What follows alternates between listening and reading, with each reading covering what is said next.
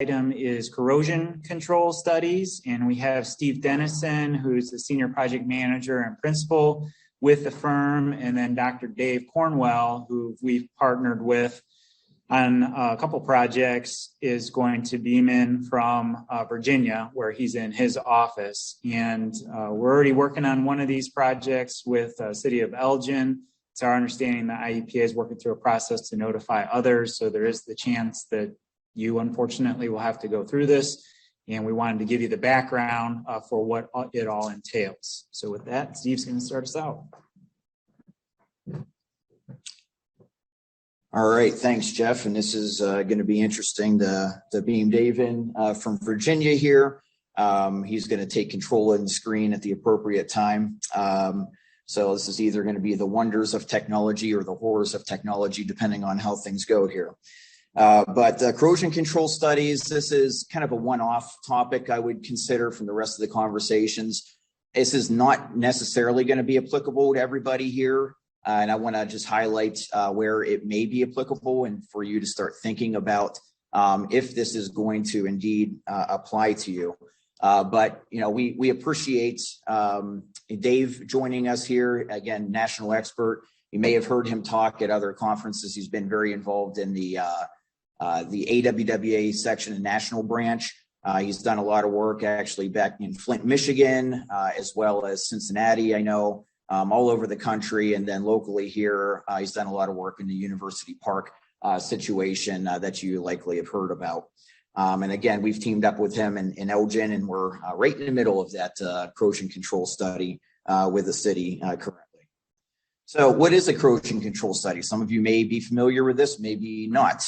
This was actually my definition, and so this is probably somewhat flawed, but it's an evaluation of your supply, treatment, and distribution system components. So looking at your system kind of holistically to determine the corrosivity of the water towards lead and copper, impacts on the system. And then, of course, you know, you look at the impacts, and then what else do you need to do? You need to figure out what the recommended steps are for minimizing the impacts on your customers. So that kind of gets into the corrosion control treatment, the CCT. So you'll see corrosion control study, corrosion control treatment, both used kind of interchangeably in discussions here. But that's the end goal is, you know, you try to figure out how corrosive your water is, and then how it actually does impact the water that's going to your customers.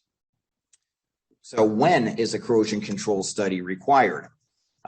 So this is where it gets a little bit more interesting, and it gets a little bit more hazy, as you might expect. Source or treatment change. This is something that has been implemented more forcefully and recently by the IEPA. Some of you may have been painfully pulled into this level of scrutiny, where even if you're doing minor changes to your source water or treatment, they are now requiring you to do a corrosion control study and to show that the impacts of that supply and treatment are not going to be felt. The second item here is where there's a little bit of a change between the current lead and copper rule and then the proposed lead and copper rule revisions from the US EPA. So the current lead and copper rule says that the 90th percentile above 15 parts per billion for lead, which is the action level, would require that corrosion control study to be implemented. And then a proposed, here's a change between the action level at 15 parts per billion and the trigger level at 10 parts per billion, which with the proposed rule is going to require that corrosion control study to be implemented. So communities that are above 10,000, regardless, are going to have to, if you're above that trigger level, you're going to have to do the corrosion control study. If your population served is less than 10,000, you do have some options. You may perform the corrosion control study, may go ahead and have an aggressive lead service line replacement plan that would be approved methodology as an alternative, or use point of use devices if it's a smaller population. And again, that would have to be approved by the IEPA as well. There's also this requirement that everybody who has population served greater than 50,000 had the pleasure of receiving a letter from the IEPA requiring the sequential sampling or the profiling. So communities have that fit into that category have started doing that testing. And I've asked for clarification from the IEPA regarding the results of that and whether or how it would trigger a corrosion control study. Potentially, I've not received clarification on that. I know Eric has unfortunately experienced some of the haziness with the feedback and getting kicked into a corrosion control study, before even the sequential sampling was required. But I think this is the big wild card, is we're not quite sure when that sequential sampling comes in, if you're going to be required to do the corrosion control study or not, because obviously with sequential sampling, you could have some results in that sequence that are above the trigger level or the action level, but how is that going to be interpreted? That is yet to be determined. I wish I had more clarity for you on that. The next few slides I'm going to skip through in the interest of time to get to Dave and give him plenty of time to present. So these are in your packets. You can review these, but these basically give some additional steps and guidance if you do have to do a corrosion control study as to what steps you should follow and what that is going to mean to you. So again, there's certainly some applicability if you think you're going to need to do a corrosion control study to look through these and get familiar with them. But in the meantime, I am going to get to David's portion of the presentation and to give him an opportunity to start presenting, which hopefully he will be on here and request control. There we go.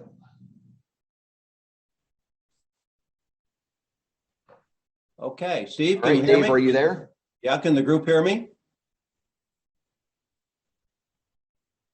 Hello? Not hearing anything, Dave. Hello? There we go. I'm there now? You are. Excellent. Okay.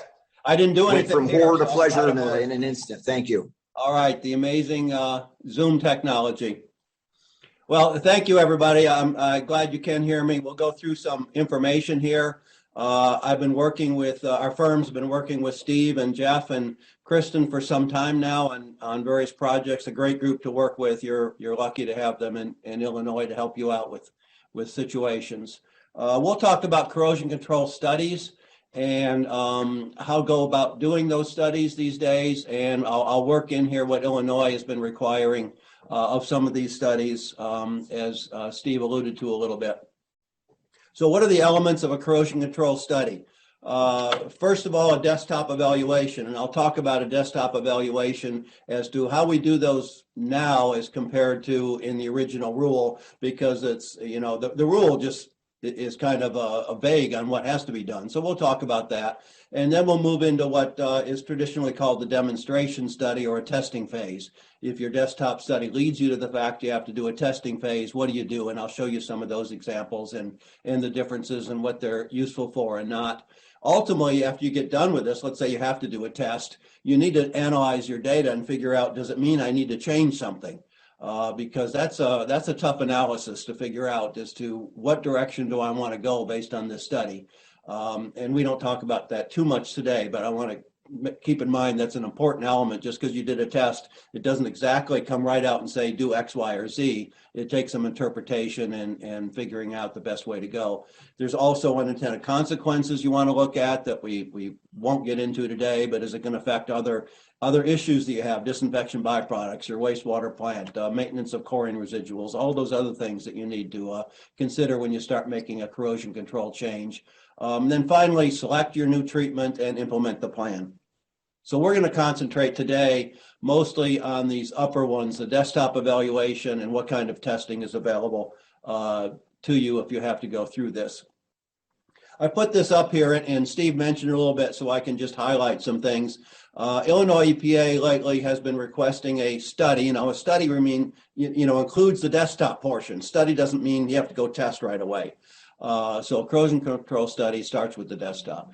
So they've been, if you're doing a source or treatment change of any kind, they've been requiring you to evaluate that. If your profile or sequential samples are high, which Steve also talked about, I've been finding even if you get some numbers, over the action level, it looks like Illinois EPA is looking to have some study done. But again, Steve is trying to clarify exactly. But I think they interpret each one as to how many of your profiles and things like that is what it looks like. So you could do a desktop study in Illinois and anywhere else, and you could go back to Illinois and say, I did my desktop study, everything's okay. I can make this source change. I can make this treatment change. If Illinois says, okay, you can proceed and you're done.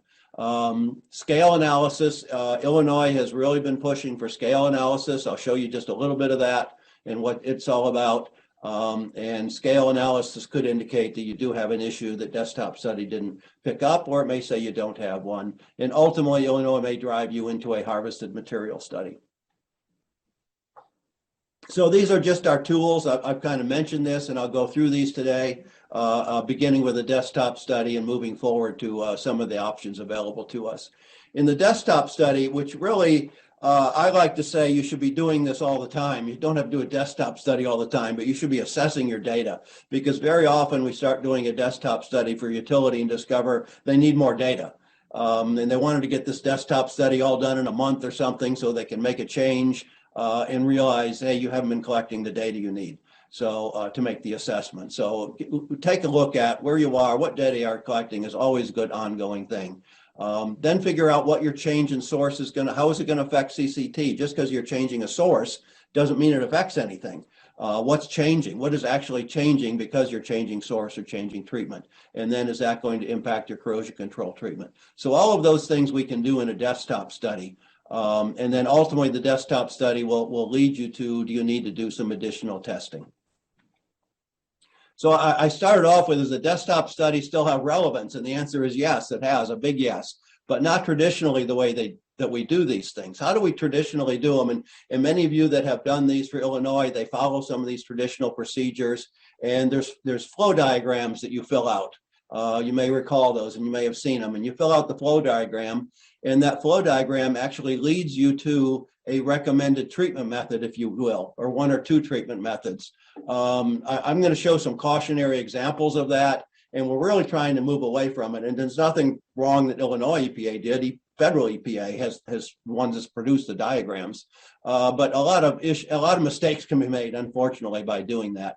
Traditionally, we've done indices. EPA has now said you can't do things like LSI, which is calcium carbonate control, and things like that as a corrosion control treatment method. So several changes that have been happening since traditional desktop studies. First thing I want to point out, and this is important in waters all across the country, but particularly important in Illinois groundwaters that many of you may have, and that's collecting something as simple as a pH. And pH is where these diagrams all start. It says what is your pH, and then what range is your pH in, and then it takes you down a flow chart. Well, if your pH is wrong, you can't even get to the right flow chart, right? This is an example of a utility, not in Illinois, the numbers here, but this headspace-free device was actually constructed by Joliet, and that's what that picture is of. But the data is not Joliet, the data is not in Illinois.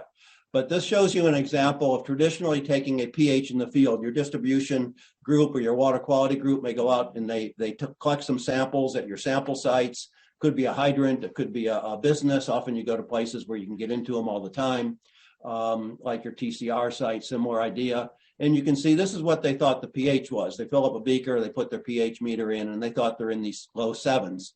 When you do a headspace-free device where you don't expose it to the atmosphere, look at what their pHs really were. This is what the pHs are in the pipe, and they're running 6.5s. The corrosivity difference is huge, and this is typical of finding these in Illinois well waters, where the actual in-pipe pHs are quite low, and the corrosivity is entirely different than this one. For example, these low pHs would be very susceptible to copper corrosion problems, whereas you move up into the other pHs, it may not. So first of all, you have to have the right data to even use these curves.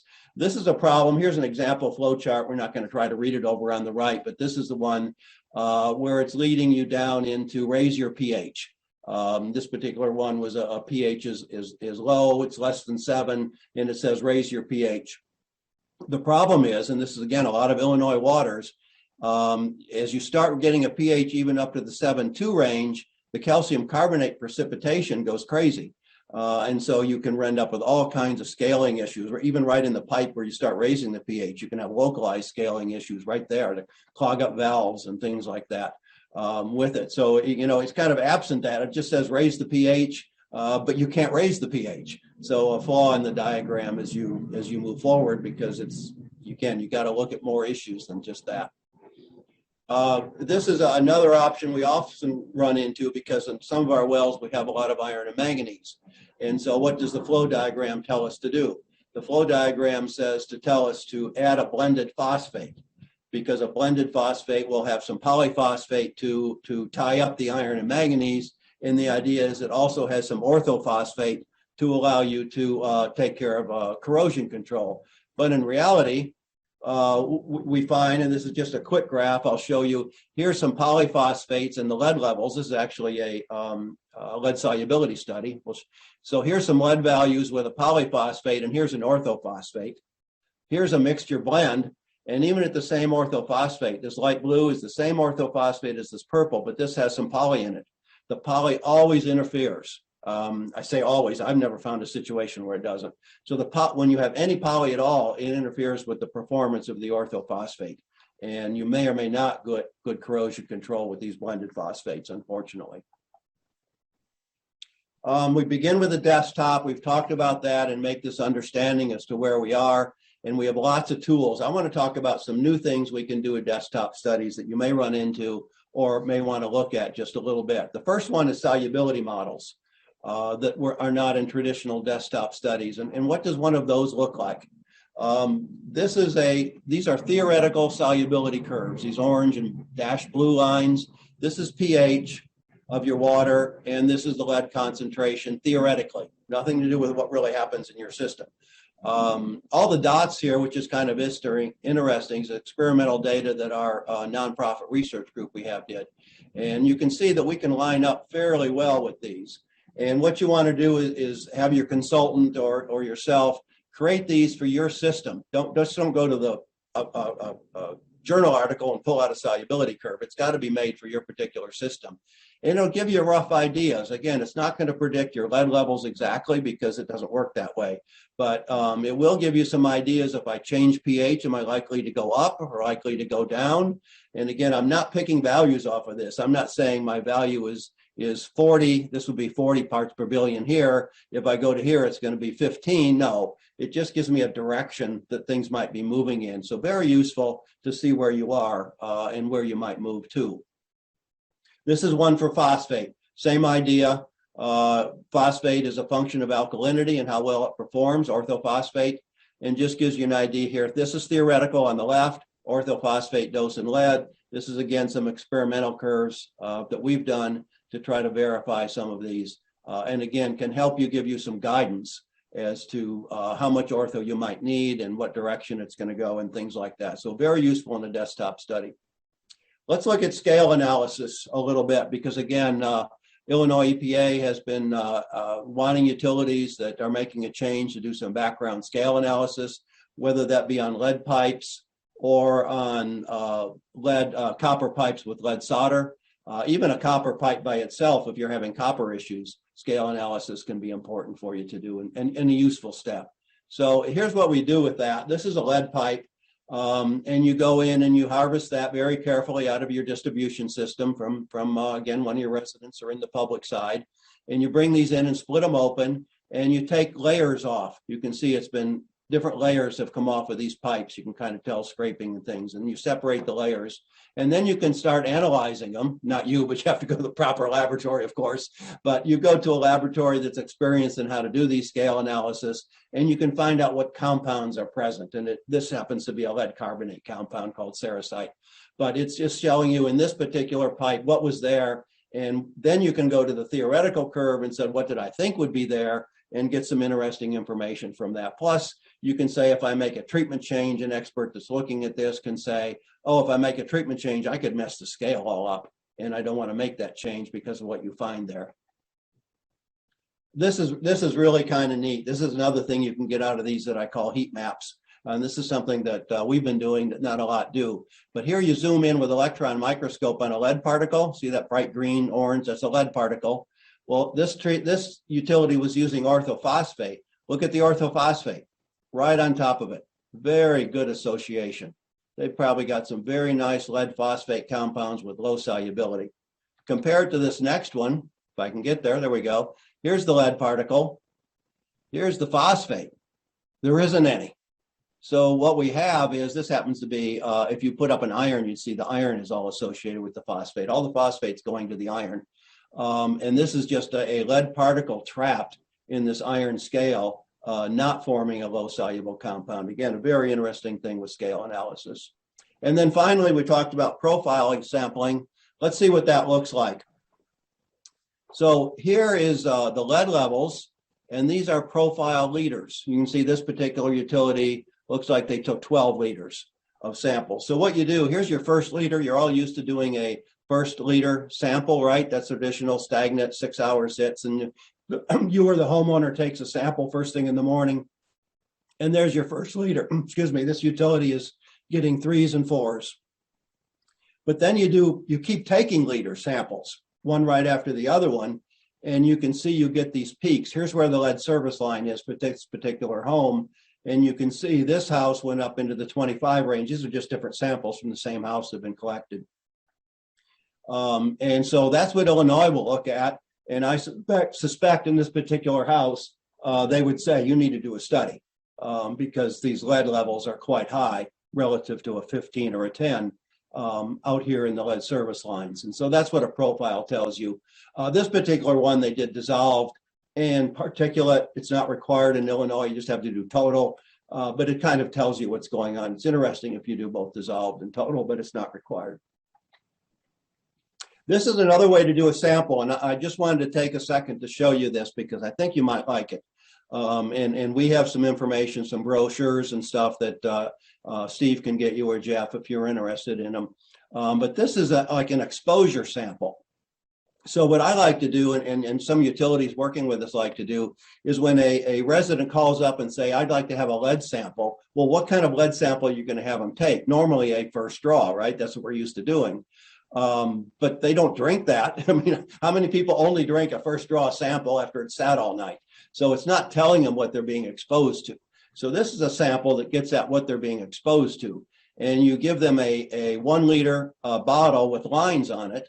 And the idea is every time let's put it by the kitchen sink, every time they go to use that water to drink, or this example says make some oatmeal or make some coffee, put 100 mils in here. And then when it gets full after a day or two, give it back to you. You analyze it for lead, and it kind of gives them an indication of here's what you have been consuming. Here's your actual lead values, and that's very often it's less than the first liter because the first liter is a stagnant sample, of course, sitting overnight. So a good sample, I mean, a good way to work with your residents to what they're actually being consuming. I'm just going to say, please help. We need some data on this for trying to get a national exposure to try to figure out what people in the country are really being, quote, exposed to in the way of lead. But I think it's a good methodology for you too. So if you are interested in helping collecting some of this data, please let Steve or Jeff know or email me, and we'll get you all set up with instructions and bottles and all that kind of stuff. So thank you. Last thing I have in the last couple of minutes is how are we going to do some tests? And I'm just going to go through a couple of these that are really of interest and are being done in Illinois quite a bit. One is a solubility study. One is a laboratory harvested pipe study. It's right in here. And one is a pilot harvested pipe study, the most expensive of all of them. You see we're going cost this way and complexity and duration this way. So these can be done in 6 to 8 weeks. These can be done in 4 or 6 months for a simple study. These can be 2 to 3 years. So gives you some ideas of some different methods. So let's look at those. This is a solubility study. And the old rule is called a coupon study. This is not a coupon study. Coupon studies were done by weight loss and all those kind of things. This is a lead solubility study. But there's no scales, there's no harvested pipe. So it doesn't tell you what's going to happen to the pipes. But you set this up and you put brand new lead or brass or copper, whatever you want to test. So steel, mild steel, if you want to look at steel for your distribution system, cast iron in here, and you flows through and you get an overnight stagnation sample, and you get results something like this over time. So these are different orthophosphate doses is what's being tested here. And here's 3.5 to 5, and here's some other ones. You can start to see some breaks. This was actually Flint testing to set their interim parameters, and you can plot it in different ways to see where it levels off. And this is how we set interim parameters for the city of Flint before we finished more involved studies that took a few years. This is a dump and fill. Illinois is a little bit down on them, partly because they're exposed to air. It is a harvested pipe. Obviously, this is a lead pipe, but exposed to the air. We try to seal them up, and we get some much better results if we seal them up, but not an ideal test. We use them for lots of screening sometimes because they're pretty quick and easy to do, but not an ideal setup because you're all the time emptying it and filling it again, dump and fill as it says. Now we're getting to a laboratory study. This is a laboratory harvested pipe study. This is actually, the data is not Illinois, but the setup on the right are some Illinois pipes. The data is actually in Ohio, data pipe on some lead pipes. But you can see it's a flow through. These are all run by solenoids, but it's done in the laboratory where the water is made up on a batch basis, but you put different treatment chemicals in here, different CCT methods, right? How do I want to treat my water? But now I'm actually flowing through lead pipes and simulating flow going through this with the solenoid valves a few times a day and getting an overnight stagnant sample. A very neat procedure and much less expensive than when we move towards actual pilot studies that can take a very long time. This is a Flint rig with galvanized lines in it. There's also Flint rigs with lead lines, obviously, that we had for Flint. But this just shows you leveling off.